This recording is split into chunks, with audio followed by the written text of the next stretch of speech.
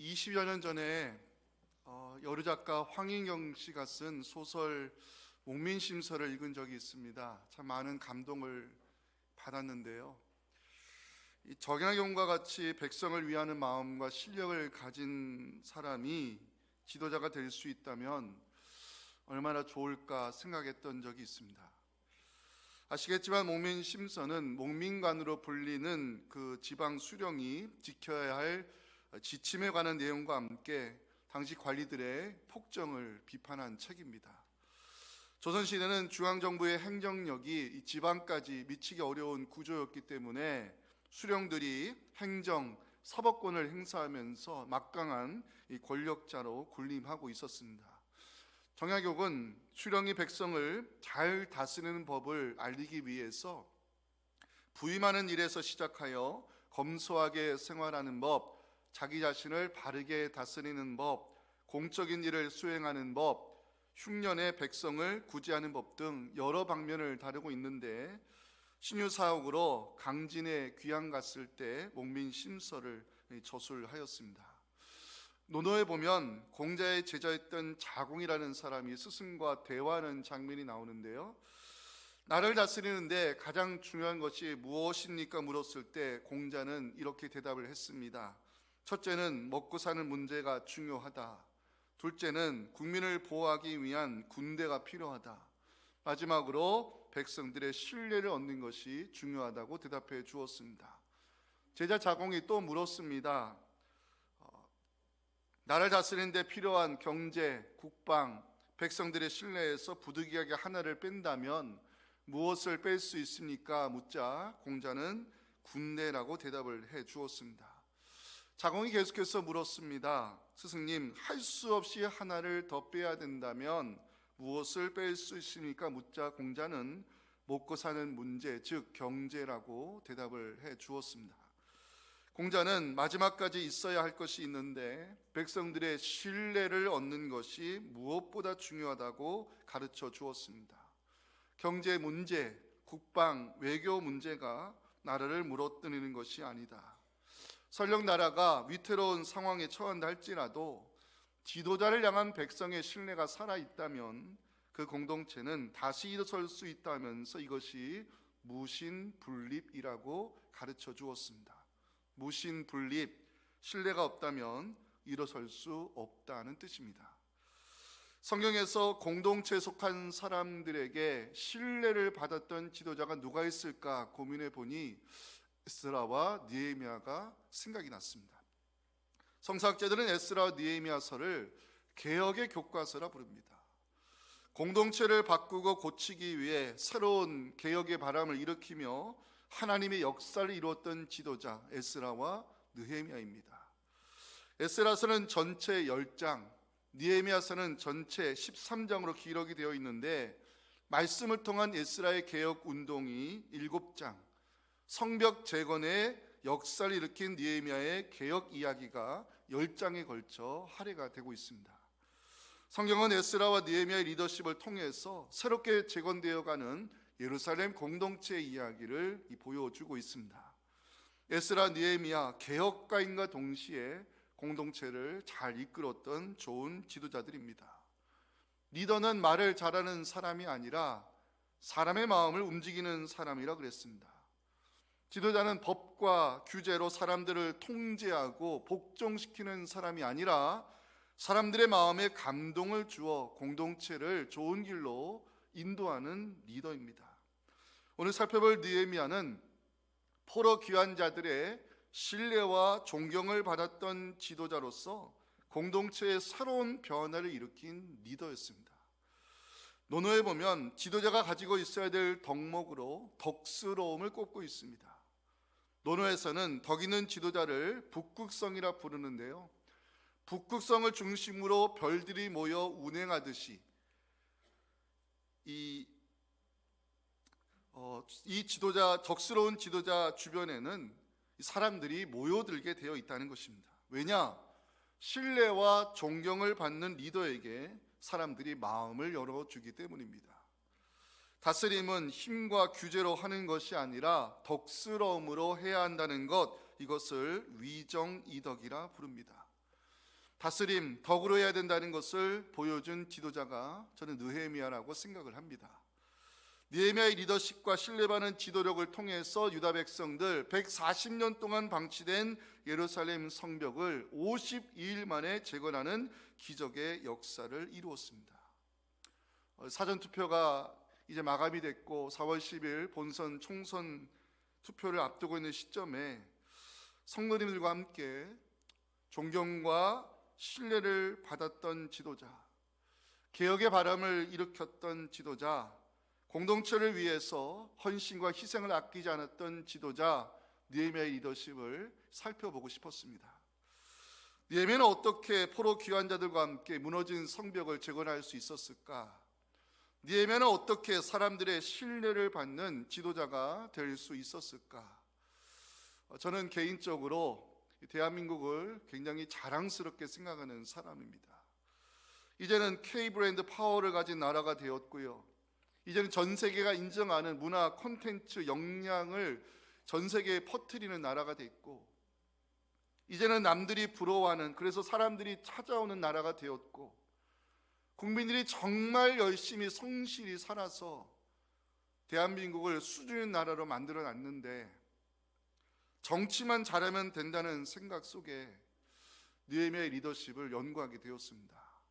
오늘은 지도자란 제목으로 함께 말씀의 은혜를 나누면서 느헤미야와 같이 정말 좋은 공동체를 살릴 수 있는 그런 지도자들이 많이 선출되어서 나라와 민족이 다시 일어설 수 있기를 주님의 이름으로 축원합니다. 같이 한번 첫째 메시지 읽겠습니다. 시작. 지도자는 공동체를 위하여 누릴 수 있는 권리를 내려놓아야 합니다. 오늘 본문을 보니까 14절 느헤미야가 어떤 사람인지 소개를 하고 있어요. 유다 땅 총독으로 세움을 받은 때, 자, 느헤미야가 예루살렘 총독으로 파견되기 전에 직임이 뭐였죠? 왕의 술 맡은 관원이었다는 거 다 알고 있습니다. 페르시아 제국의 왕 아닥사스다의 술 맡은 관원이었다는 것은 느헤미야가 신임을 받는 사람이었다는 증거입니다. 술 맡은 관원, 왕을 위해서 목숨을 바칠 수 있는 가장 충성스러운 사람에게 주어지는 직책인데, 왕의 테이블에 올라가는 술과 음식을 관리할 뿐만 아니라 왕과 함께 테이블에서 나라의 정책을 의논할 수 있는 굉장히 높은 자리입니다. 느헤미야는 페르시아에서 태어나고 페르시아에서 자라난 유대 후손입니다. 유대 후손이라는 신분적 약점에도 불구하고 왕의 최측근에 올랐다는 것은 느헤미야가 그만큼 유능하고 능력이 있는 사람이었다는 것을 짐작할 수가 있습니다. 하지만 느헤미야의 가슴에는 유다인의 피가 흐르고 있었고요, 아브라함의 자손이라는 선민의식을 가지고 있었습니다. 느헤미야는 영적인 고향 예루살렘 성벽이 재건되지 못하고 방치된 채 있다는 소식을 듣고서 왕의 재가를 얻어 페르시아에서 쌓았던 모든 것을 내려놓고 예루살렘으로 달려온 사람입니다. 페르시아 왕 아닥사스다는 느헤미야를 예루살렘의 총독으로 임명했고, 느헤미야는 객관적으로는 제국이 파송한 권력자입니다. 느헤미야가 총독으로 부임한 지 12년째 됐을 때 지난 시간을 돌아보며 느헤미야가 뭐라고 고백을 하고 있느냐, 14절을 같이 읽겠습니다. 시작. 또한 유다 땅 총독으로 세움을 받은 때 곧 아닥사스다 왕 제20년부터 제32년까지 12년 동안은 나와 내 형제들이 총독의 녹을 먹지 아니하였다고 고백합니다. 녹이란 단어를 찾아봤습니다. 녹, 히브리어로 양식을 의미하는데 총독으로서 사용해야 할 비용 전체를 가리키는 단어입니다.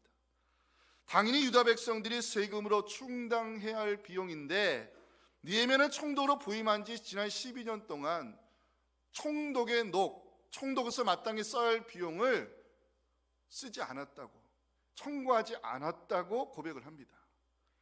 이게 어떻게 가능한 일일까? 여기서부터 우리는 느헤미야가 유다 백성에게 존경과 신뢰를 받을 수 있었던 리더십을 발견할 수 있어야 됩니다. 느헤미야에게서 우리가 발견해야 될 공동체를 살리는 리더십 첫 번째는요, 개혁의 칼입니다. 개혁의 칼. 15절 말씀을 다 같이 읽겠습니다. 시작. 나보다 먼저 있었던 총독들은 백성에게서 양식과 포도주와 또 은 40세겔을 그들에게서 빼앗았고 또한 그들의 종자들도 백성을 압제하였으나 나는 하나님을 경외함으로 이같이 행하지 아니했다고 말합니다. 이전 총독들 부임해서 어떤 일을 했다고요? 빼앗는 일을 했다고 성경이 기록하고 있어요.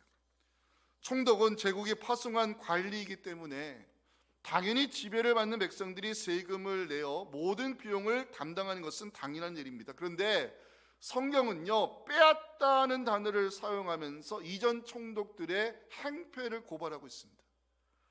이전 총독들 빼앗고 압제하는 일을 관행처럼 해왔다는 것입니다.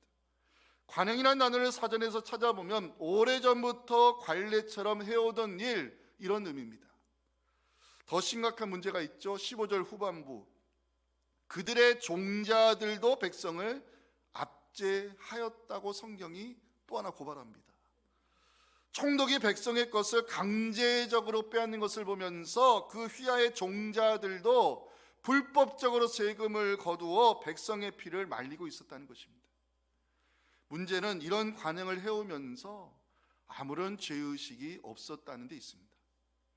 마치 당연한 권리처럼 백성의 것을 빼앗고 강탈했을 때 공동체는 무너지게 했고 백성들의 삶은 피폐해질 수밖에 없었습니다. 그런데 이것을 끊어낸 사람이 바로 느헤미야입니다. 15절 마지막을 주목해 보실까요? 나는 하나님을 경외함으로 이같이 행하지 아니했다고 느헤미야가 고백합니다.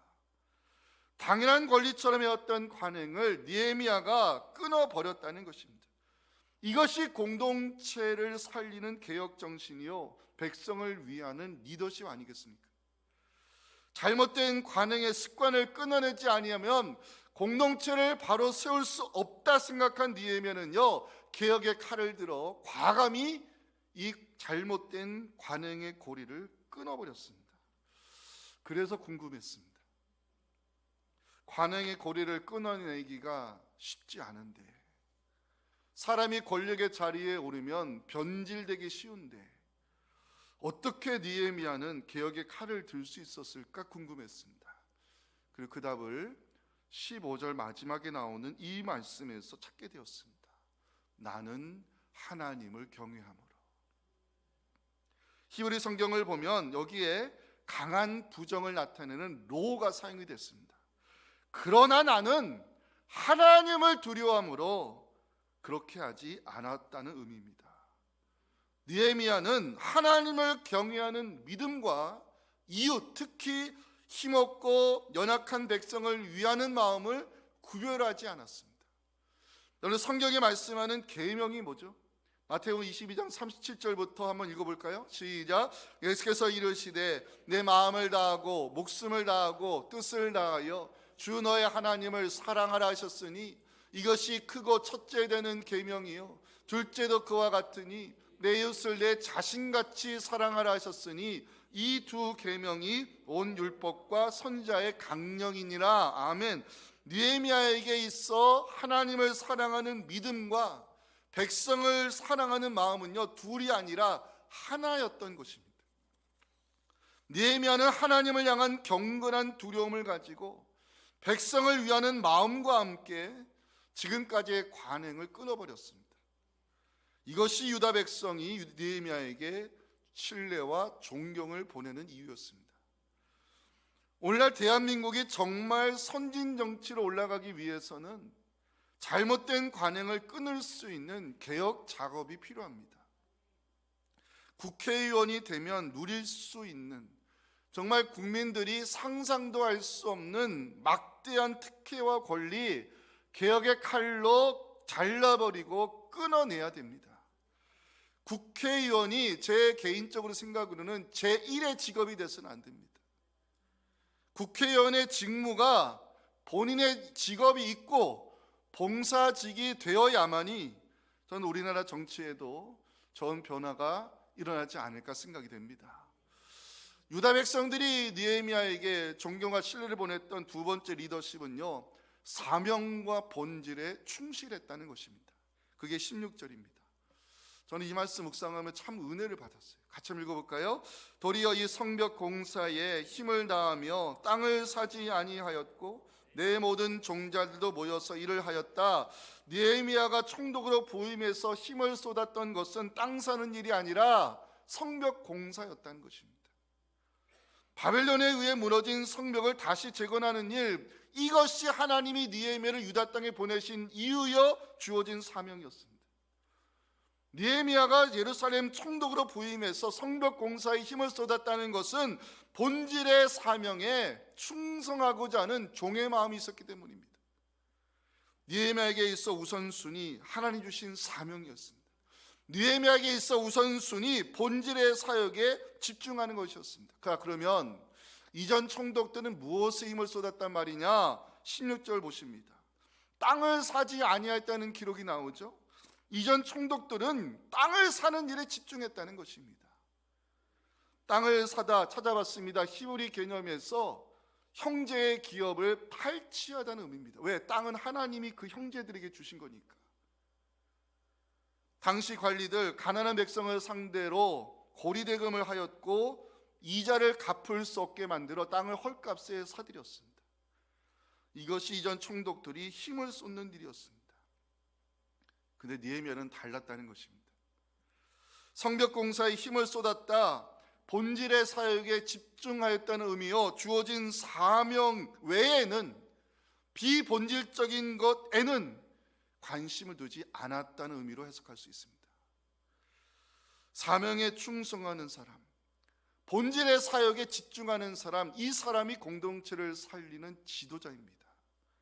중요한 것은 리더 한 사람이 바로 섰을 때 주변에는요 좋은 영향력이 전해졌다는 것입니다. 그 증거가 16절 마지막 아니겠습니까? 내 모든 종자들도 모여서 일을 했다. 느헤미야가 주어진 사명에 집중할 때 주변 사람들도 그 영향력을 받아서 함께 힘을 모으며 일을 하였고, 그 결과 140년 동안 무너져 있던 예루살렘 성벽이 단 52일 만에 재건되는 기적이 일어난 것입니다. 사랑하는 성도 여러분, 가렴주구라는 한자성어 들어보셨습니까? 가렴주구 아시겠죠? 세금을 가혹하게 거두어 들이고 무리하게 백성들의 재물을 빼앗다는 의미입니다. 이전 총독들이 힘을 쏟았던 일이 있었는데 가렴주구였습니다. 하지만 느헤미야는 하나님 주신 사명에 집중했고 본질의 사역에 우선순위를 두었을 때 예루살렘은 기적의 현장이 될 수 있었습니다. 사랑하는 성도 여러분, 살아가시면서 거룩한 성도의 자존심을 가지고 비본질적인 것에는요 힘을 쏟지 마시기 바랍니다. 우리가 에너지를 쏟아야 될 것이 있는데 주어진 사명이요 본질의 사역이어야 됩니다. 위정자는 위정자로서 해야 할 일에 집중하고, 국회의원은 국민의 대표로서 입법 활동에 전념하며, 목회자는 말씀 사역과 기도 사역에 힘을 쏟고, 국민은 각자 위치에서 주어진 역할 책임 있게 감당하면 그런 나라가 살만한 나라가 되는 것이고, 그런 공동체가 희망이 있는 것입니다. 중요한 것은 나 한 사람이 바로 서야 공동체가 바로 설 수 있다는 것입니다. 느헤미야가 하나님을 경외하는 믿음으로 바로 서려 했을 때 유다 백성은요 다시 일어설 수 있었습니다. 느헤미야가 비본질적인 것에 관심을 두지 않았을 때 주변 사람들도 본질의 사역에 집중할 수 있었습니다. 느헤미야가 주어진 사명에 힘을 쏟았을 때 예루살렘 성벽이 재건되며 공동체는 회복의 역사를 이룰 수 있었습니다. 이 말씀 듣는 우리부터 잘못된 관행을 끊을 수 있는 개혁의 칼을 들여야 됩니다. 잘못된 관행 끊어내지 아니하면 결코 새로운 시대는 열리지 않습니다. 잘못된 관행을 끊어내기 위해 필요한 것이 있는데 하나님을 향한 경건한 두려움이 있어야 됩니다. 느헤미야가 이전 총독들이 하였던 관행을 끊어버린 것은 하나님을 두려워하는 경건한 이 믿음이 있었기 때문입니다. 하나님이 원하시는 것이라면 느헤미야는요 누릴 수 있는 권리를 과감히 포기했습니다. 하나님이 원하시지 않는 것이라면 느헤미야는 개혁의 칼을 들어 관행의 고리를 끊어냈습니다. 이것이 공동체를 살리는 지도자인 것입니다. 이 말씀 듣는 우리부터 사명의 우선순위를 두고 본질의 사역에 힘을 쏟았으면 좋겠습니다. 확신하는 것은요, 본질에 집중하면 하나님이 모든 것을 책임져 주신다는 것입니다.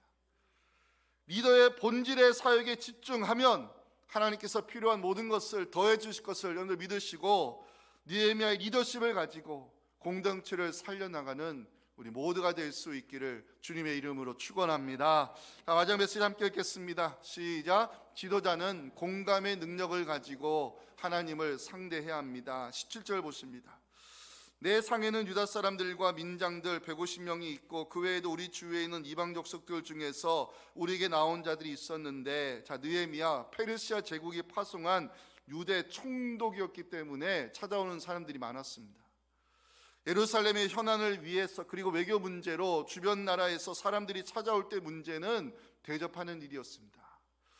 느헤미야는 찾아오는 사람들을 어떻게 대접했을까? 18절 보시면 매일 나를 위하여 소 한 마리와 살찐 양 6마리를 준비하며 닭도 많이 준비하고 열흘에 한 번씩은 각종 포도주를 갖추었나니 비록 이같이 하였을지라도 내가 총독의 녹을 요구하지 아니하였음은 이 백성의 부역이 중함이었더라.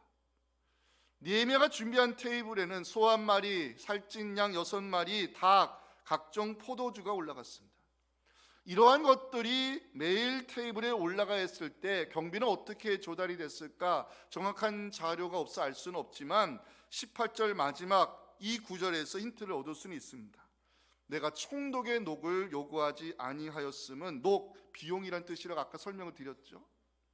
생각해보면 총독을 찾아온 사람들을 대접하는 것은 공적인 업무이고 당연히 유다 백성들이 세금으로 충당해야 될 비용입니다. 그런데 성경은 느헤미야가 총독의 녹을 요구하지 않았다고 기록하고 있습니다. 총독의 녹을 요구하지 않았다, 이 말씀을 묵상하는 가운데 느헤미야의 공동체를 살리는 리더십을 발견하게 되었습니다. 공동체를 살리는 리더십은 무엇을 의미할까? 첫 번째는 공감의 능력입니다. 공감의 능력. 느헤미야가 당연한 권리에도 불구하고 총독의 녹을 요구하지 않은 이유는 공감의 능력을 가지고 있었기 때문입니다. 자, 16절 마지막을 주목해 보시기 바랍니다. 내가 총독의 녹을 요구하지 아니하였음은 이 백성의 부역이 중함이었더라. 백성의 부역이 중함이었더라. 포로 귀환자들이 성벽 재건에 힘을 쏟으면서 얼마나 경제적으로 힘들어하는지 느헤미야는 공감하고 있었다는 것입니다. 이것이 총독의 녹을 요구하지 않은 이유요, 공감의 능력을 가진 느헤미야에게 사람들이 존경과 신뢰를 보내는 이유였습니다. 옛말에 좋은 지도자에게는 우한 의식이 있고 나쁜 지도자에게는 일조지환이 있다는 한자 성어가 있습니다.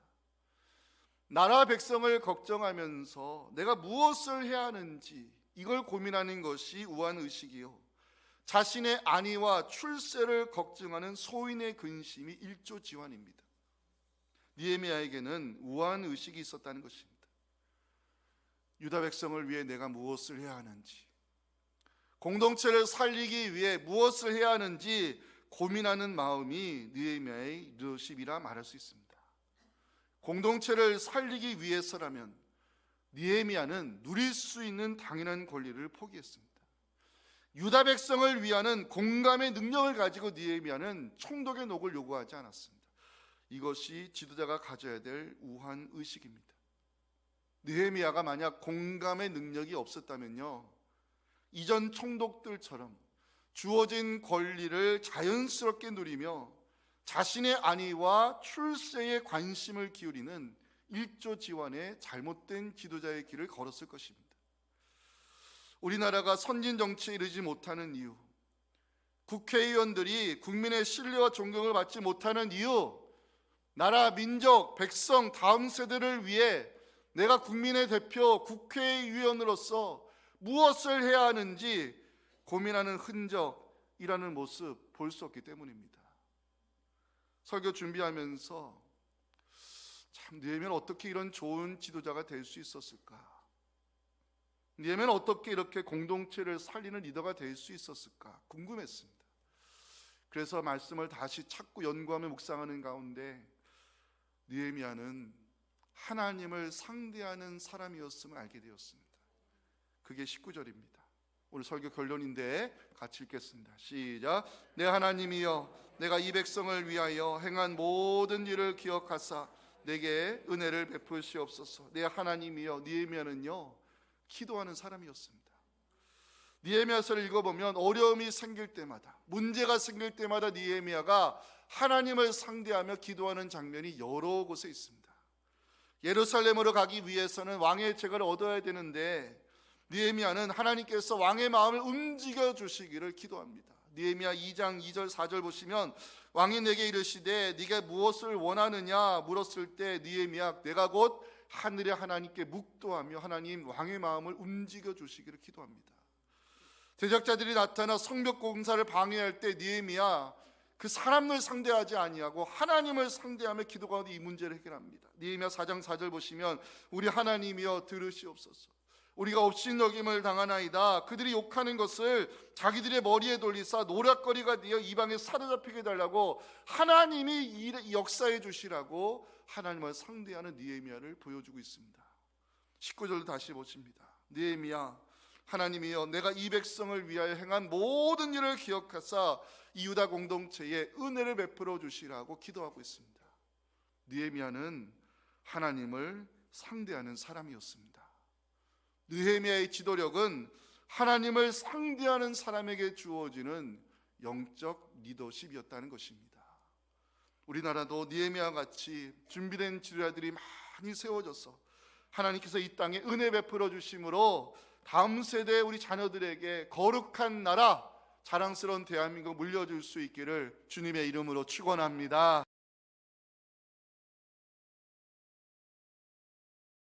지금 우리의 구원이요 소망이신 예수님의 은혜와 하나님 아버지의 크신 사랑과 성령의 역사하심이 주신 말씀을 가지고 삶의 자리로 돌아가 나부터 하나님 주신 주어진 사명 본질의 사역에 집중하여서 하나님께서 나를 통해 이루시는 뜻을 보면서 하나님께 감사와 영광 올려드리기 원하는 우리 사랑하는 성도들의 이 간절한 부르짖음과 또 우리가 사랑하는 교회와 나라와 민족 위에 지금부터 영원토록 함께 하시기를 간절히 축원하옵나이다. 아멘.